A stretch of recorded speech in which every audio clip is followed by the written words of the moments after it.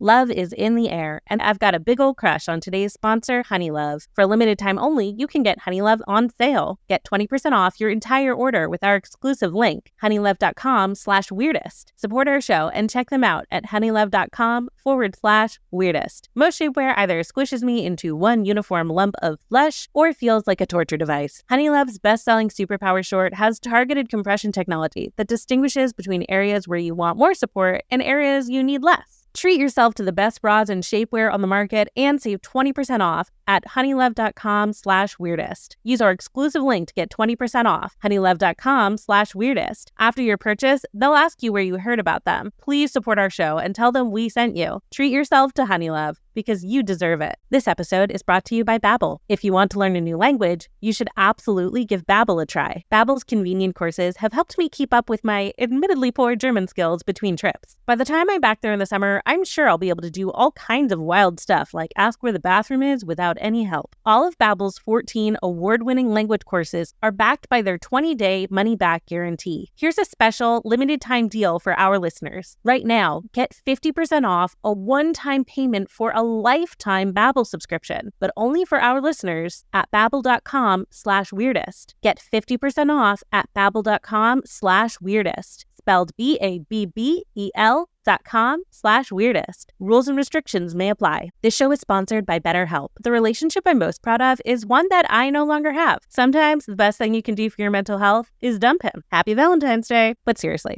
today I'm married to the best stereotypical floppy-haired nice guy in the world, and I never could have done it without the help of several very hardworking therapists. If you're thinking of dumping him and think therapy might help, you can give BetterHelp a try. It's entirely online and designed to be really convenient. Become your own soulmate, whether you're looking for one or not. Visit betterhelp.com/weirdest today to get 10% off your first month. That's BetterHelp, HELP.com/weirdest. At Popular Science, we report and write dozens of science and tech stories every week. And while most of the stuff we stumble across makes it into our articles, we also find plenty of weird facts that we just keep around the office. So we figured, why not share those with you? Welcome to The Weirdest Thing I Learned This Week from the editors of Popular Science. I'm Rachel Feltman. I'm Laura Baisas. And I'm Claire Maldarelli. Laura and Claire, welcome to the show, both of you. It's been a while. Very long time for me, yes. Yes, thanks. Good to be back. And listeners, you got to hear from Claire at our live show, which we dropped into the feed around Christmas. But would you remind listeners what you're up to these days when we're not roping you into coming on Weirdest Thing? Oh, yes, for sure. Okay, so update on my life. Let's see.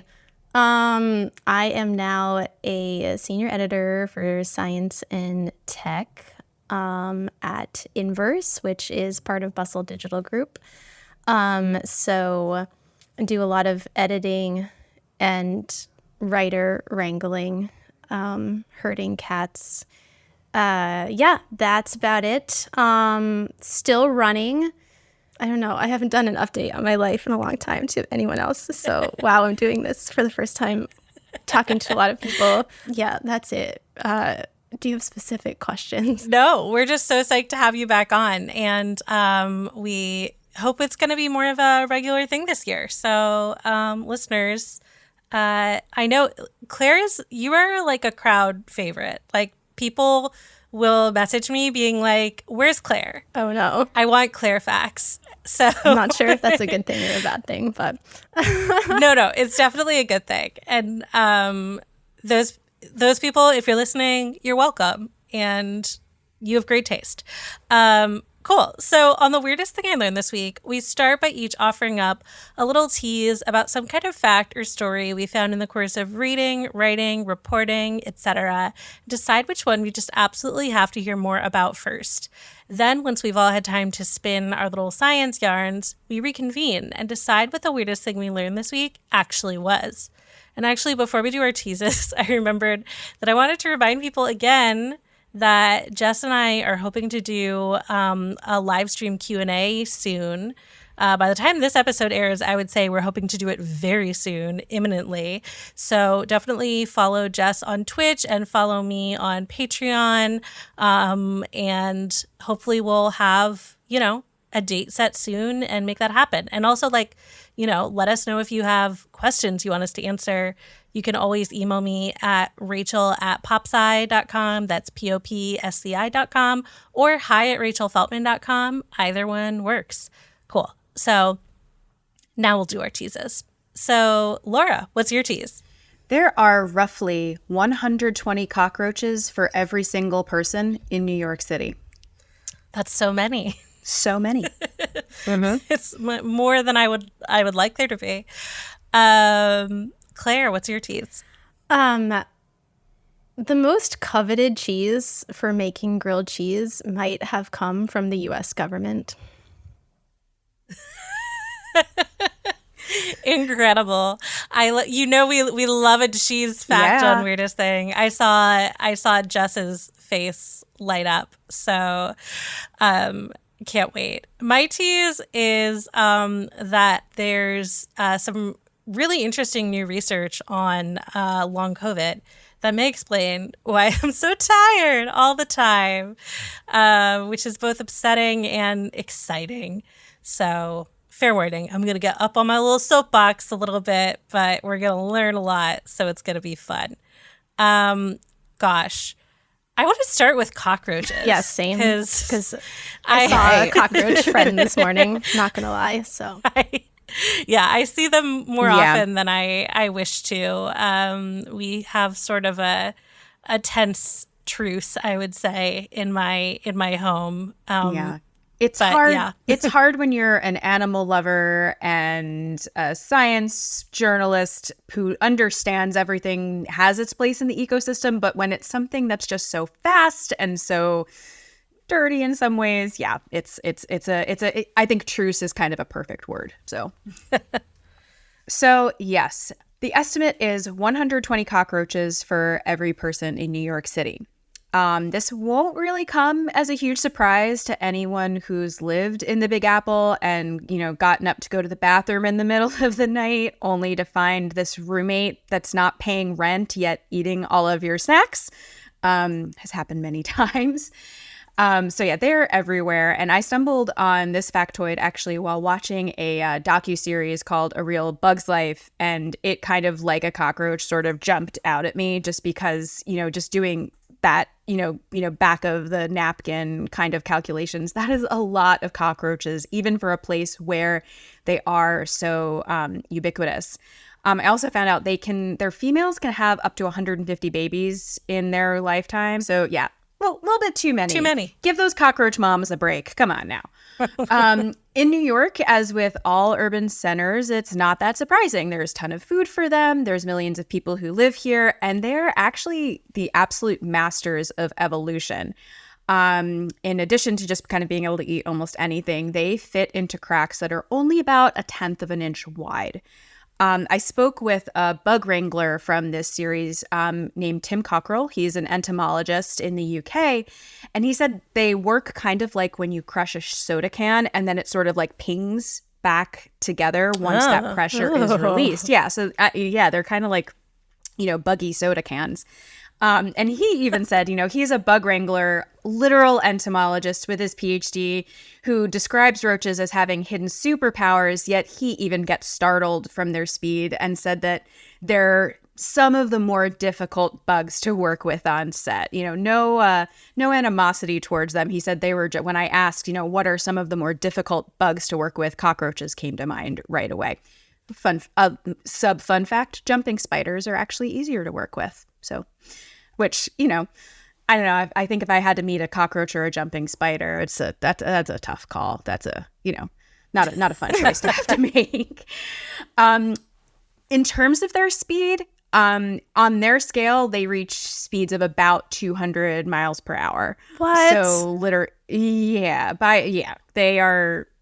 It's insane. Okay, if you look at a cockroach, they don't look like they should be fast. They almost look like they should be like, right? Like those hot dog, like Dashin dogs. Like they shouldn't be like made for No, speed. right. They kind of look like they should be lumbery, sort of like, I'm kind of picturing Eeyore a little bit.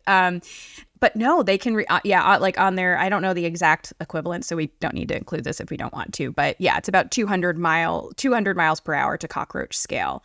And for bug wranglers like Tim, they really need to know their subjects to safely and ethically work with them. They need to kind of understand how temperature and lighting affect them and also where to find them, which, again, New York would seem to be the perfect place to have to find one of these bugs. Where can't you find them? Yeah, just give it a couple of minutes. I'd love to know and live there. Antarctica. They're on every continent except Antarctica. So if you want to go, move there. Yeah, I don't think I want to do that, but it's good to know. Good. It's good to know if one day you really just do get so sick of them that you have to move. So what else makes them tick and flock to cities? For New York specifically, obviously, rats get a lot of the buzz thanks to, viral celebrities like Pizza Rat, and they're bigger. You can see them on the subway tracks. That there technically are more cockroaches. They have a very long history in the United States, but are not native to the country. They arrived with European colonizers on ships. And in no time, they just kind of started to spread here because, the population kept growing. They started to arrive in New York City in really large numbers during the 1840s. This coincides with a couple of things. The city is starting to expand upward, north along Manhattan Island and out a little bit towards the Bronx and south to Brooklyn. And the population is swelling due to massive waves of immigration. They started to get here and they earned the nickname Croton bugs. Does anyone want to guess why Croton? Not crouton, Croton. Does anyone want to guess? Like Croton, like the stop on the Metro Yeah, that's North. what I was thinking. Croton on Hudson, right? Croton on, yes. Very close. Not exactly the stop, but the posh nickname comes from what was then the newly constructed Croton Aqueduct and water system. That's the system that brings water down from the Hudson Valley into the city to this day. Some early newspaper reports were linking the influx of the cockroaches to all of this construction.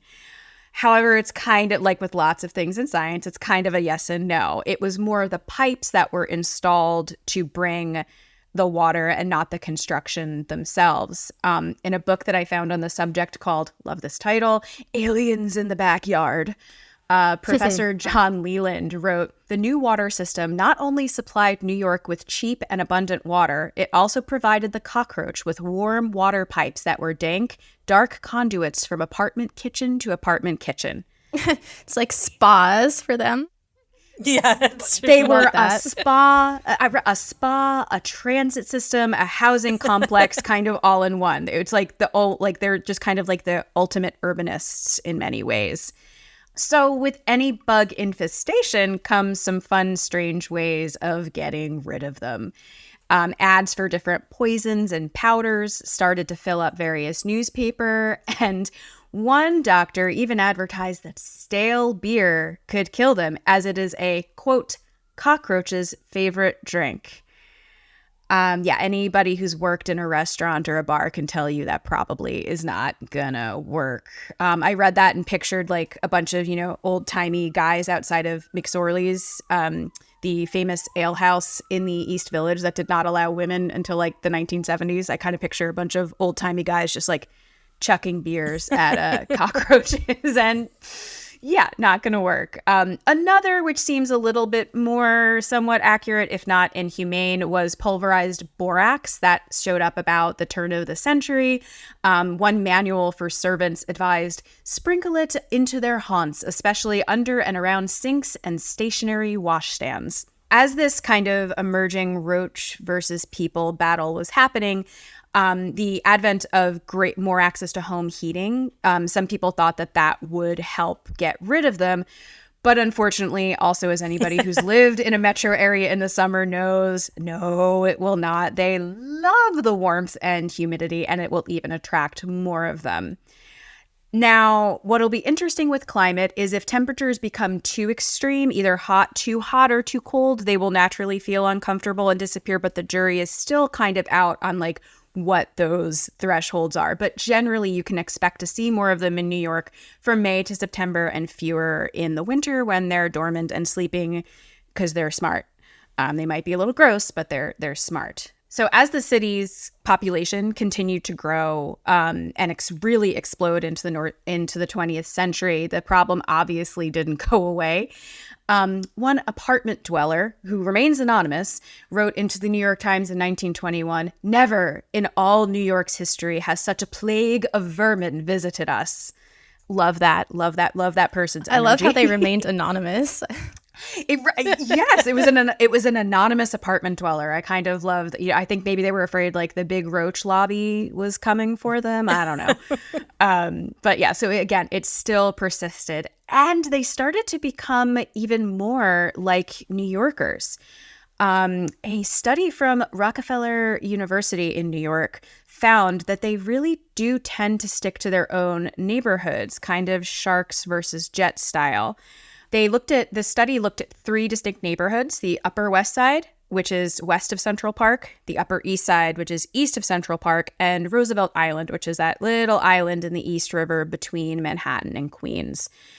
Roughly 70 to 80% of the cockroaches in each of these neighborhoods are only from one genetic type, and they're also genetically different. Now, since they aren't distinct species, they can still interbreed, but the study kind of was this specific genetic line is showing was enough to show that they're not really doing a lot of commuting or relocating. They're not really the bridge and tunnel crowd. They kind of like to stick to their turf, which is somebody who admittedly I do live in Manhattan, and a perfect weekend for me is one where I don't have to go south of like the Museum of Natural History for fear of running into throngs of people. I kind of get it. They like to stay. And for a roach, if you think about it, like they've got everything they need here. They have their wonderful spas and apartment complexes and bugways that they can kind of travel and live to. So why go all the way down to the Battery, just for a slice of pizza when you could probably find one right around the corner from you? These urban environments give them... So true. Right? Urbanists and cockroaches really do need to find some way to unify to save cities because they both could work together so well. And one thing I do want to end on, because this little factoid very often comes up anytime cockroaches enter the conversation. They actually can survive without a head for up to a week. That is, I always wondered if that was one of those, like, just gets passed around kind of facts. They breathe through small holes in their body segments, and they have an open circulatory system, so they don't need their heads to breathe. So they can still get oxygen and survive for about a week. But after about a week without water, they will die of dehydration. So wanted to put that in there just because, it's kind of like the other fun fact about roaches. Is that how they can run so fast? Because they have just like oxygen coming in from everywhere. They're like directly right into their muscles. I want that badly. I know that would, as a swimmer, that would be very, advantageous. It would help with muscle recovery, I think. Yeah. So there we go. Cockroaches. New appreciation for them. Never thought I'd have. Love to hate. Right. The rats don't run this city. The cockroaches do. Who run the world? Roaches. I mean, let's be honest. Amazing. All right, we're going to take a quick break, and then we'll be back with some more facts. Love is in the air, and there's nothing I love more than looking good while also feeling super comfy. That's why I've got a big old crush on today's sponsor, Honeylove. Honeylove has revolutionized compression technology, so you no longer have to feel like you're suffocating while wearing effective shapewear. For a limited time only, you can get Honeylove on sale. Get 20% off your entire order with our exclusive link, honeylove.com/weirdest. Support our show and check them out at honeylove.com/weirdest. As a proudly plus-size lady with lots of curves, most Most shapewear either squishes me into one uniform lump of flesh or feels like a torture device. So when I really want to make people hear the cartoon awooga sound every time I walk into a room, I reach for something from Honeylove. Honeylove's best-selling Superpower short has targeted compression technology that distinguishes between areas where you want more support and areas you need less. It's also a powerful booty lifter. Boost bands on the back of your thigh give your bottom, you guessed it, a boost. I don't actually need any help in that department, but the Superpower short makes my butt downright apocalyptic, and I sure won't say no to that. Treat yourself to the best bras and shapewear on the market and save 20% off at honeylove.com/weirdest. Use our exclusive link to get 20% off, honeylove.com/weirdest. After your purchase, they'll ask you where you heard about them. Please support our show and tell them we sent you. Treat yourself to Honeylove, because you deserve it. This episode is brought to you by Babbel. Fast forward to the end of 2024. Think of your goals. What can you do right now to give yourself the best chance of succeeding? If you want to learn a new language, you should absolutely give Babbel a try. Babbel is the science-backed language learning app that actually works. Babbel's quick 10-minute lessons are handcrafted by more than 200 language experts to help you start speaking a new language in as little as 3 weeks. Babbel's convenient courses have helped me keep up with my admittedly poor German skills between trips. By the time I'm back there in the summer, I'm sure I'll be able to do all kinds of wild stuff, like ask where the bathroom is without any help. Babbel has more than 16 million subscriptions sold. Plus, all of Babbel's 14 award-winning language courses and 13,000 hours of learning content are backed by their 20-day money-back guarantee. Here's a special, limited-time deal for our listeners. Right now, get 50% off a one-time payment for a lifetime Babbel subscription, but only for our listeners at babbel.com/weirdest. Get 50% off at babbel.com/weirdest. Spelled BABBEL.com/weirdest. Rules and restrictions may apply. Okay, we're back. And I'll jump into my fact. Also kind of like vaguely distressing. And relevant to many people. So as many listeners have probably heard before, I have myalgic encephalomyelitis. I always think I'm going to drop one of the syllables in there somewhere, but it is myalgic encephalomyelitis, previously known as chronic fatigue syndrome, often ME/CFS for short. And it's likely in large part due to the time that I got COVID 3 times in 5 months back in 2022. Not an experience I recommend. But I'm going to talk about some new research on long COVID and ME/CFS that is like upsetting and validating and potentially going to be really useful. So I am both upset and excited. So ME/CFS in itself isn't actually new. Contrary to what many people might assume. The World Health Organization actually first recognized something like it in 1969. And more importantly, there's a Golden Girls episode about it. So that's how you know. I did not know this.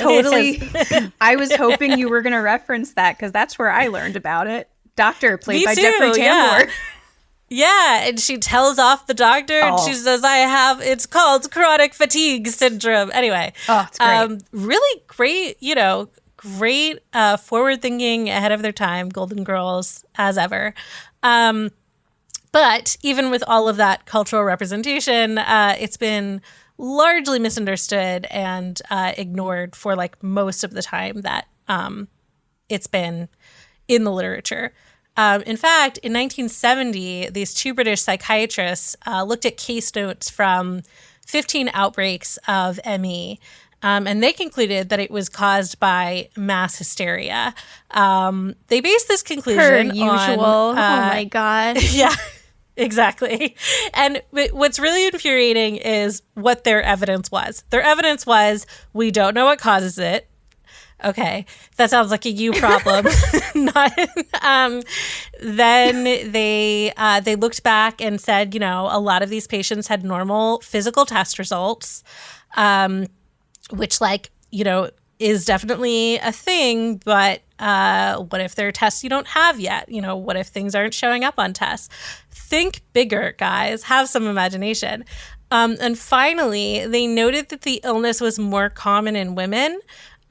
Which they felt like, since they couldn't think of a biological mechanism for that was more evidence that it was hysteria.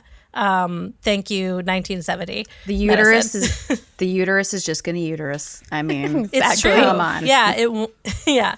And while other researchers, not all, but other researchers like immediately and publicly disagreed with them, that work and the lack of clear cause for the disease meant that a lot of doctors became very comfortable and stayed very comfortable just shrugging it off as like totally psychosomatic. And when we talk about psychosomatic illness, it's like tricky because you can become very physically ill and have it be, entirely due to stress and PTSD, and like that stuff does affect your body. But then there's this line where it's like, this disease profile that many people have that like very obviously has some like really specific physical mechanisms going on, and maybe it's not just that they're sad. We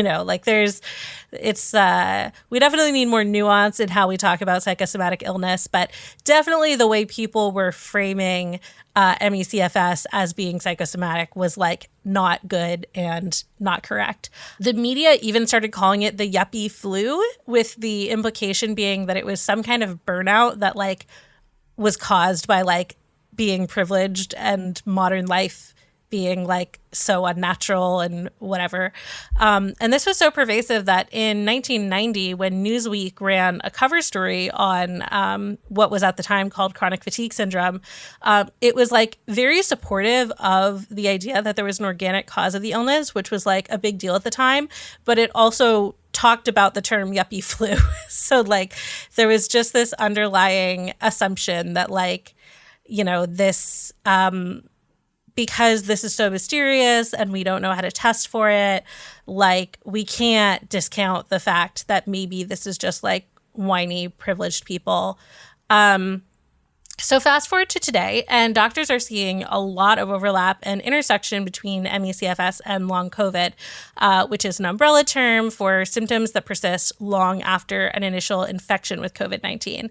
About half of people diagnosed with long COVID have symptom profiles that also match ME/CFS. And the one upside to this is that it means there's been a new surge in research on chronic fatigue as an actual physical condition. Research on it never stopped. There are like amazing clinicians and scientists who have kept pursuing better diagnostic methods and treatment protocols, et cetera, for ME/CFS this whole time. But those people are now becoming sort of the go-to authority on long COVID, especially where chronic fatigue is involved, and there's more of like a general willingness to fund research and look into it. So one recent study in particular has patients and clinicians really excited because it shows physical evidence of and a possible mechanism to explain one of the most common and debilitating symptoms of ME/CFS, which is post-exertional malaise. I love mechanisms so much. I love a mechanism. I'm so ready for this. Everything is a mechanism. Exactly. That's true. So post-exertional malaise, it's this phenomenon of symptoms getting worse about 24 to 48 hours after physical exertion. And I can say from experience that those symptoms aren't limited to like fatigue or muscle pain. It's not just like a worse version of sort of like, post-workout muscle fatigue or muscle soreness. I've had PEM flare-ups that like include gastrointestinal symptoms, migraines, really bad brain fog, and more. And the flare-ups can stick around for days or weeks at a time. And what's really frustrating is that it's not like there's some obvious correlation between like the amount of exertion and the severity of the flare-up. Like different people have wildly different thresholds for how much activity is too much, and even in an individual, like an activity that's okay one day can really knock you out the next. In my case, that's often literally true because I have like a lot of trouble accepting that what I see as a very light and easy workout might, like if I combine it with like a social outing and a busy work day and a long walk over the course of a couple of days, that might cumulatively be too much.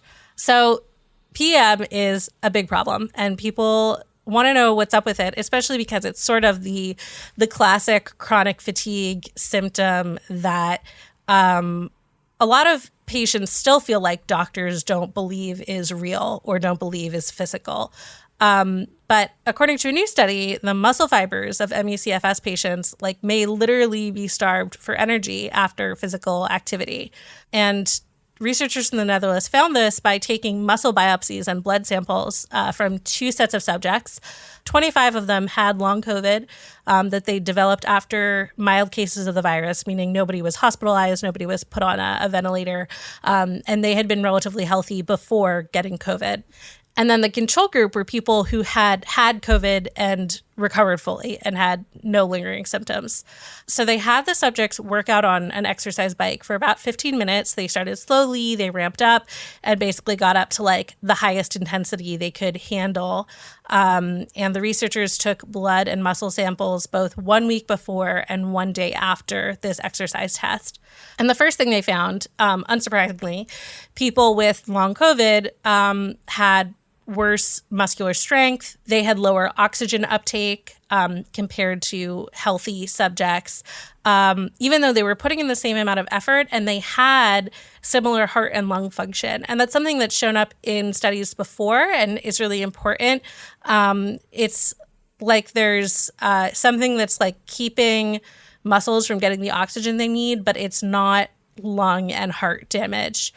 And what's really striking about this study is that they found really clear evidence that mitochondria, the powerhouses of the cell, as many people know, were actually compromised. And so that, is a mechanism by which tissues can literally be denied energy when they need it.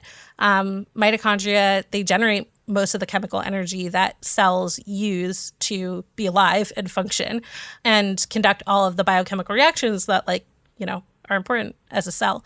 So if your mitochondria aren't functioning, you're fatigued at the cellular level. They also tested the muscle tissue to see how well it could take up oxygen specifically. And there they also found evidence that the mitochondria were abnormal in long COVID patients. There were a few other things they found. Long COVID patients started producing lactate much sooner than healthy patients, which of course, causes muscle pain and is also a sign that the muscles just don't have the energy they're supposed to have. Because lactate is supposed to be your body being okay, we'll find a little bit more in the barrel. Please stop soon. And when they looked at the muscle fibers, they also found that long COVID patients had a higher proportion of fast twitch glycolytic muscle fibers. And these are muscle fibers that work at really high intensity for very short bursts, but they have fewer mitochondria, so they fatigue really easily. And they found that after exercise, mitochondrial function was worse in long COVID patients, and they had a higher amount of muscle damage than the healthy subjects. So the muscle damage was happening faster. It was way above normal. They were seeing, they said, immense amounts of cell death, shrinking of the fibers. Basically, it looked like immune cells were infiltrating the muscle tissue and attacking it. And they found T cells in the muscle tissue at a much higher rate than they would expect in healthy patients. So all of this points to the idea that, first of all, the immune system is, having some kind of inappropriate response to exercise and maybe targeting the muscles. That might be why the mitochondria aren't functioning, but certainly the mitochondria aren't functioning. So there's this inability to make and get energy down to the cellular level. And one important thing that I want to make sure to point out is that they did confirm that these patients were not sedentary. They got an average of 4,000 steps a day. So they were we made sure this isn't deconditioning. This is a different thing that's happening. And so this could be really great because it's a potential mechanism to target, looking into compounds that support mitochondrial function might really help with ME/CFS and long COVID. But it's also really important because there's still this idea that's like pervasive among many individual clinicians, even though like health organizations have all come out against it, that graded exercise therapy is a really great treatment for long COVID and ME/CFS, which is basically like you just ramp up your activity really slowly and keep doing more and more. And for some people that may work, but what's really crucial is that the increase in activity can't be based on some sort of like you do this for 1 week and then you do the next thing. It has to be based on how you're responding and what your physical symptoms are and when post-exertional malaise is being triggered. Because research like this indicates that it's not just that you're tired because your body has like taken damage, and that's only going to get worse if you continue to really push through it. So the researchers were like, what people need to know is that this isn't a question of like building back up your cardiovascular fitness. This is like a totally different animal, and it's really important that people take care and get the rest they need and, maybe totally reevaluate sort of the way they think about movement and fitness to find what is actually beneficial for them. And yeah, it's really, I've been trying to get back into strength training and it's really tough. Really like every time I think like I've dialed it down so much that like this could not possibly be a problem, it becomes a problem. And I love being physically active, so it's something I'm going to keep working on for a lot of reasons. But I think research like this just shows how much we still have to learn and, how important it is for clinicians to like stay up to date on, what the best advice is, even for a disease as mysterious as ME/CFS and long COVID. And I get up on my little soapbox. Long COVID is, I don't want to scare people, but it's still something you can get, even if you have had COVID before and haven't gotten it yet. There was a statistician like last year came out saying like your chance of getting long COVID goes down a little bit with every case of COVID you get. But he still said it's a non-negligible risk. And I think the thing people forget is that even if you're maybe a little less likely to get it the second time than the first time, every time you get COVID, that's a new chance for you to get long COVID. It's better to just not get COVID at all. People are very bad at risk assessment. It's okay. I understand it's hard. But I would just remind listeners that like, even though capitalism would like you to pretend COVID's not a thing anymore and get back to quote unquote normal, anything you can do, like wearing a mask and testing if you don't feel well or if you've been exposed, isolating. Like, I can't believe I have to say that like you shouldn't just like go out in the world with COVID if you know you have it. So like, please do that. Because first of all, there are people who, are now in a position to potentially get really, really sick because they have an existing chronic illness. And also that could become you. So like, even if you're just being totally selfish, which I won't tell anyone, it's okay. Be careful. And that's my soapbox. And that's the end of my fact. And I really hope somebody figures out how to make my mitochondria stop being little bitches, I would love for them to get their act together. So yeah, I definitely second that. I feel like you are healthy until you're not, and there is an in between, but you don't realize it. And for a lot of people, it's very black and white.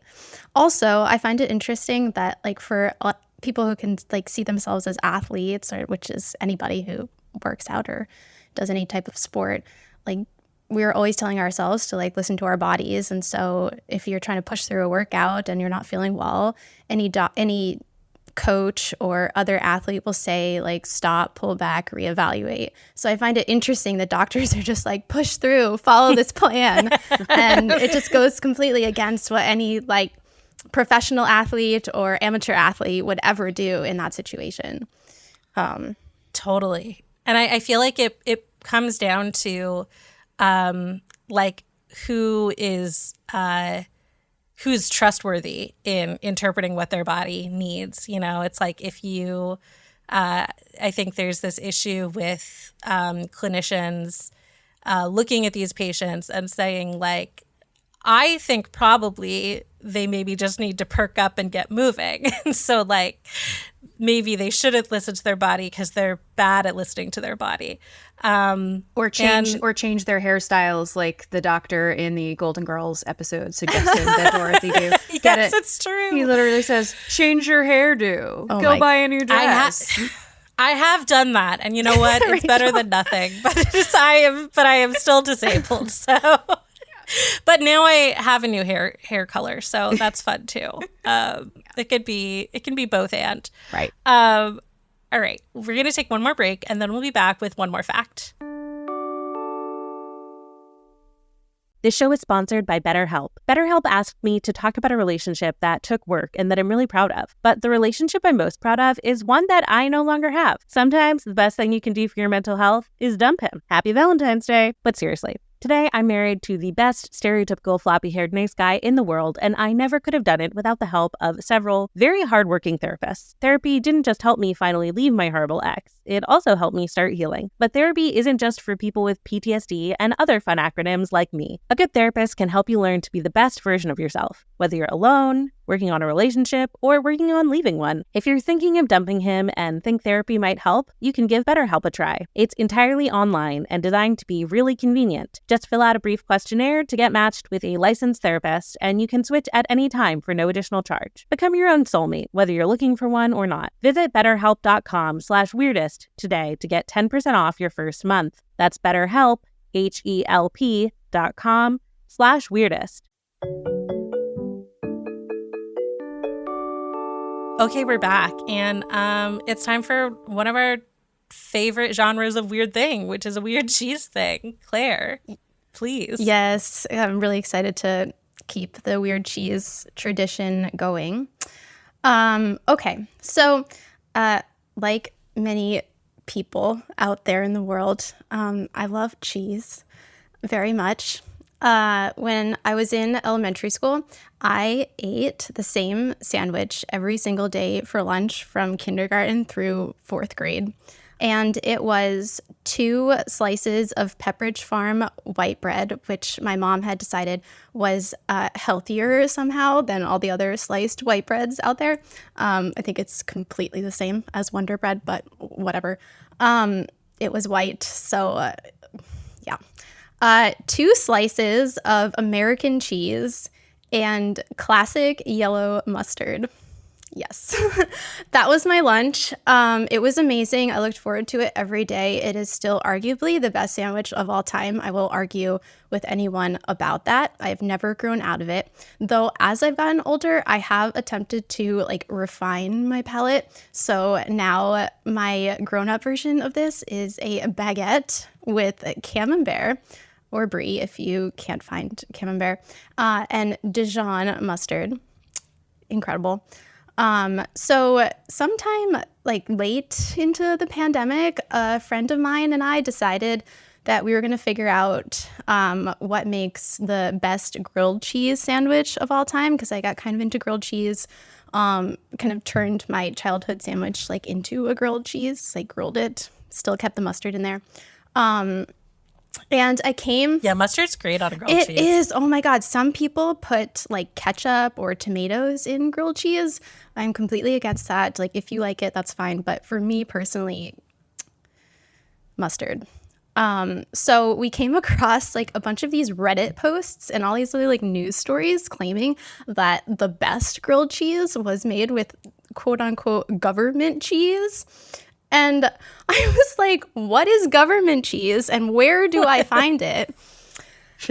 So anyways, that was late in the pandemic. Things happened. Life hits you fast. Suddenly, you find yourself in January 2024 and you're doing Veganuary to try to cure all of your stomach problems in life. And all I can think about now is government cheese and where I can find it and how do I make grilled cheese with this government cheese. So I was like, here's the perfect opportunity. I am going to finally understand what government cheese is. And I got a good amount of facts about it. So here we go.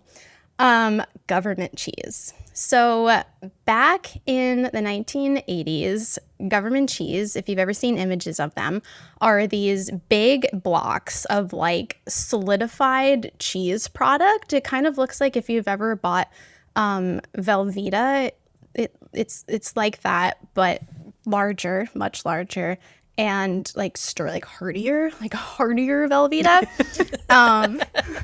And Velveeta on steroids, exactly, like Velveeta if it did strength training. And it was labeled like it didn't have like the pretty like melts in a minute Velveeta or whatever. It was just like cheese. Big blocks. They weren't sold in stores. They were actually given out mostly to people on food stamps and other welfare programs, and they're also given out in schools too. And this cheese was stored in giant facilities distributed across the country. And that's where I was like, what is happening? Where did all of this come from? And why did America find itself with so much extra cheese? So that question takes us back to the late 1970s. Jimmy Carter is president, and part of his campaign for presidency was, I am going to help out farmers. He was a farmer himself, and he was like, this is going to be key to my presidential campaign success. And once he was in presidency, no one really thought that he would follow through with this, but he was like, no, I am helping farmers. This is my number one concern. So in 1977, Congress passed a law that milk prices would have to go up a certain amount every, I think, 6 months or a year. And they did this by forcing an increase in demand for dairy products. Quickly, though, farmers ran into a small hiccup, being that milk is extremely perishable, and transporting it to and from various places, from the farming facilities to stores and whatnot, it just became a literal logistics nightmare. So enter cheese. The government was like, okay, we hear you. So take all of your milk, turn it into cheese, and we will buy any and all amounts of that cheese that you generate at a fixed price. So dairy milk production goes up because farmers are like, okay, can do. Cheese making skyrockets, and the government finds itself with tons and tons and tons of stored cheese in facilities across the country. And they were like, oh my gosh, make it stop. Things aren't looking good because they're like, cheese is everywhere. It keeps piling up. It's really costly to maintain because now the government has this added problem on their hands where they have all of this cheese and it's getting old, it's getting moldy. Yes, it is easier to maintain than dairy milk, which goes bad much quicker than cheese, but cheese, you have to eat it sometime. And no one is eating this cheese. It's just sitting in facilities. Clearly, not every kid in the country had my refined lunch palette of 2 slices of cheese every single day. I wouldn't have that problem, but whatever. Okay, so no, they needed to call in you. You could have been like, Claire, Special Agent Cheese, and you could have totally taken care of this. Exactly. Truly. Why wasn't I alive in the late 1970s? So to fix the problem, the government is like, where do we store all this cheese? Their answer wasn't like, okay, how do we distribute this to people? How do we say like, cheese, everyone eat cheese? How do we stop having so much cheese? Exactly. They were just like, we need a better storage facility. We want the cheese. We want to keep the cheese. So they find all of these like caves, literal caves in and around Kansas City, Missouri, and they rent them. I don't know like how renting caves work, but they didn't purchase it. They rented it. They don't own the caves. And they start piling the cheese in. So like they truck all the cheese from all these areas of the country that were stored in like USDA facilities. And the cheese starts coming in. It goes into the caves. And it becomes this sort of like incredibly embarrassing situation on the US government's part. And word gets out that like the government is like hauling cheese. It's like the equivalent of like shoving stuff into your closet. Yes, yeah. When you're supposed to be cleaning your room. Yeah, or like I also love the image because like a cheese cave is such a classy thing. Like, you know, a cave where you're aging cheese. So the idea of like an American cheese cave being full of just like tubes of Velveeta is really funny. Exactly. Right. Instead of like a, you know, like that classy French wine and cheese vibe, it's just, you know, rotting cheese product even. It probably is, you know, it's cheese product. Exactly. It is cheese product. Only the best cheese. So around this time, Jimmy Carter leaves office. He's like, goodbye presidency, goodbye cheese. And Ronald Reagan takes over. And he's like, oh my God, what am I supposed to do with this cheese mess on my hands? There are literal caves full of cheese. I've just been updated on the cheese situation. I don't know what to do. And like all the reports are out there. The media is still like, come on, like caves of cheese. So at this point, it's getting moldier and moldier by the day. So they come up with a solution, and they're like, we're going to take all of this cheese that is like, yes, it is similar to American cheese product, but it's also a lot of like cheddar cheeses and Munsters and, you know, whatever farmers had a surplus of. So it's not all cheese product, but they were like, I have an idea.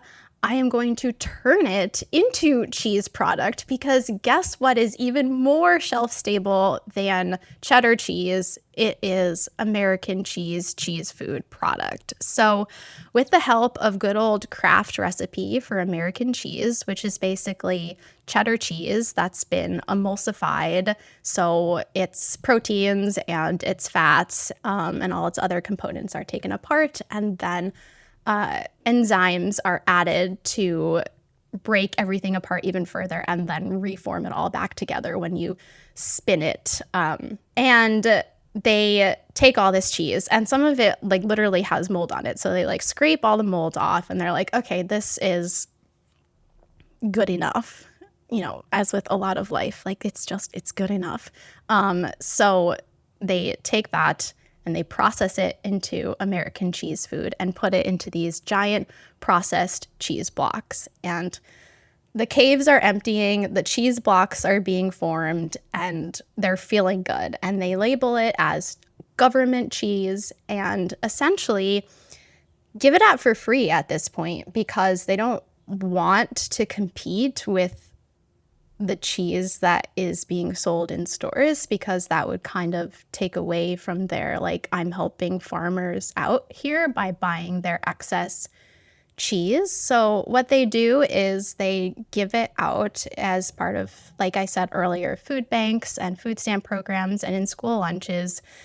And honestly, it gets mixed reviews. And this is where I find it incredibly interesting. I just so wish that I have tried government cheese. I don't know if government cheese is out there somewhere in some cave, but if any readers have government cheese in their freezer, please let me know. So it gets mixed. I'm thinking we go try to find those caves. I don't know. I don't know about you ladies, but I'm kind of ready to hop on a plane to Kansas City and go. There's got to be some left in those caves. Same. There has to be. A cheese hunt. I love it. We'll be cheese truthers for the rest of our lives. Yes. Perfect. Yeah. So it's really getting mixed reviews. Some people who, you know, arguably have to rely on government cheese say that it's incredibly salty. It's, you know, done too much strength training. It is too hardy, too heavy. It's really hard to cut. Like a lot of people were claiming that like you basically had to use like your strongest knife to like get a slice into it, just because it was so dense and hard. And said that really the only thing that you could make with it was grilled cheese or macaroni and cheese, anything that kind of like needed to take a long, like you could allow for a long time for the cheese to melt. But word gets around that government cheese is a thing, and many people try it, and others are like, oh my gosh, this is the greatest thing to ever happen to grilled cheese. This is the greatest thing to ever happen to macaroni and cheese. I don't ever want to eat a grilled cheese sandwich again unless it is made with government cheese. So, like, there's even celebrities being quoted in the media saying government cheese makes the best grilled cheese you've had in your life. So clearly there's this like dichotomy between like, is government cheese good tasting, or is it just the heartiest, worst cheese you've ever had in your life? Now, I understand that like people's taste preferences are totally different. Like my favorite cheese, Camembert, are a lot of people don't like that cheese, or like any other food in life.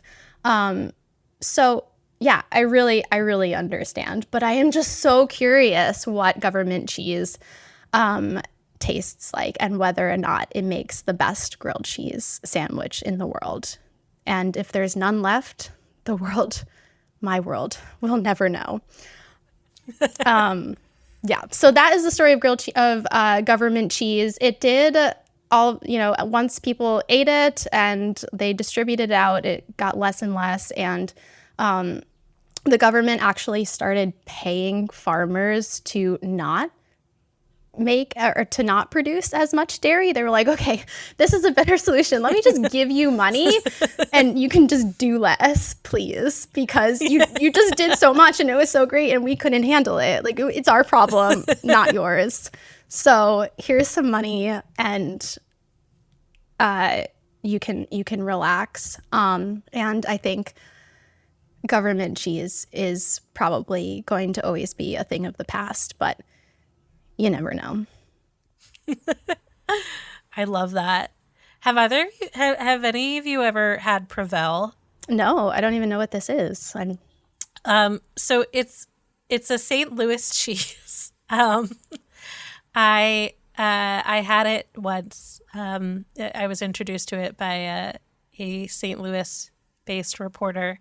It was like it's only sold created in St. Louis, or people only want to buy it in St. Louis. I don't know where else it's sold, because it was invented, I think, in the 1940s, and it was specifically the guy who invented it was like, how when you take a bite of pizza and the cheese pulls, what if we had a clean bite? That was his one goal, is making cheese, melted cheese with a clean bite. And it's a processed cheese. You can't just call it cheese. It's a, like cheese processed product.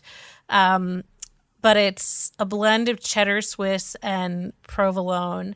The thing is that it's gross. There are people who disagree, but they are definitely in the minority. And like most of the use of it in St. Louis today is sort of like, it's a point of pride that they make it palatable, and it's like a quirky St. Louis thing. The time I had Prevel, it was from a mac and cheese place in St. Louis, and we had a regular mac and cheese and a mac and cheese with Prevel. And when I was just eating the Prevel, after a few bites, I would be like, it's not that bad, and then I would have a bite of the other one and I'd be like, oh my god, I forgot what cheese is supposed to taste like. Wow. And the texture is strange, because the point of it is that it's like this, it melts into this kind of like buttery texture so that it doesn't pull when you bite it. But anyway, that's interesting, because I feel like a lot of like vegan cheeses, their big problem is that they can't pull, and that like people are like, I want the pull. Where's the pull? Right. Yeah. So I find it interesting that like other people are like, get rid of the pull. I think this Prevel guy may have been the one person who ever wanted that. That seems like a him problem. That seems like a, this inventor problem. Like, whoever says like, oh man, I would eat pizza if the cheese didn't pull. Like, that's, I don't know. It's an interesting problem. Well, and Claire, it's interesting that you mentioned vegan cheese, because back when I had this, I vegan cheese was much less of a thing, and I don't think I had had any, but now it is something I have on occasion. And while it's been a few years since I had Provel, I think texturally it's quite similar to like a mediocre vegan cheese. Probably there are some people in St. Louis who are very mad that I'm saying this. And listen, taste is subjective. You're allowed to like Provel. I really did not. But yeah, I think it's so interesting.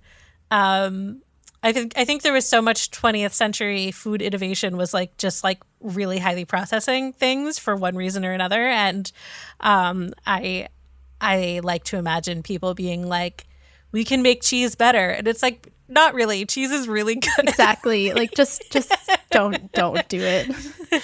You can make cheese different. Yeah. And Yes. like in some contexts it'll be great that there's this other cheese.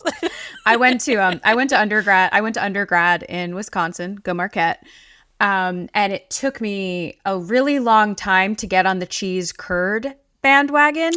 I love a cheese curd, yeah. But at first I was a little like the squeak kind of bothered me, but it really once I kind of ate them a little bit more, it reminded me more of like a string cheese from my lunchbox. And then deep fried, like I've been on reporting trips to I was in Texas, and it was a couple years out of undergrad, hadn't been to a Culver's in forever, and I drove like 90 minutes out of my way after I was finished reporting to specifically to get mostly the Fry's cheese curds, but then also the custard. So yeah, it can be, we can change it, we can make it a little bit different, but it's just it's perfect. No, there's literally a takeout place here that I will order from, mostly because they do have fried Wisconsin cheese curds on their menu. I love it. I desperately need to go back because they are so good. The best ones are at Sobelman's in Milwaukee, Wisconsin. Shout out to them too.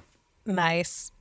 Well, I love our assortment of weird things today. We ended on a very delicious note, which is not how we started. So thank you both for that.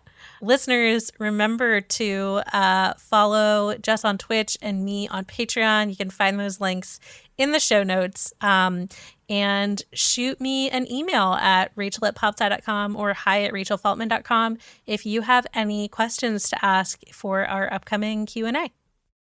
The Weirdest Thing I Learned This Week is produced by all of our hosts, including me, Rachel Feltman, along with Jess Bodie, who also serves as our audio engineer and editor extraordinaire. Our theme music is by Billy Cadden.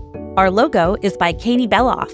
If you have questions, suggestions, or weird stories to share, tweet us at weirdest_thing. Thanks for listening, weirdos.